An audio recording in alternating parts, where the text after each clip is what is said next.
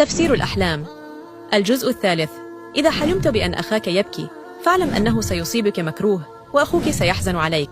إذا حلمت بقرد في منامك فاعلم أن هناك شخصا في حياتك يخدعك.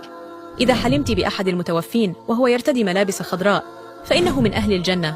إذا حلمت بدخان فهذا دليل على أنك ستدخل في فترة من الحزن ولكنها ستكون قصيرة.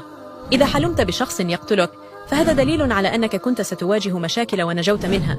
إذا حلمت بأنك تأكل لحوما كثيرة فهذا دليل على أنك سترزق برزق كبير قريبا. إذا حلمت بأبيك يضحك أمامك فهذا دليل على تحقيق أهدافك. إذا حلمت بأنك تركب حصانا فهذا دليل على أنك سترزق برزق كبير، فقل يا رب. إذا حلمت بأنوار بيضاء عالية في منزلكم فهذا دليل على زواجك قريبا. إذا كنت من عشاق تفسير الأحلام تابعني لمعرفة المزيد. لا تنسى الصلاة والسلام على رسول الله. وأخيرا إذا ما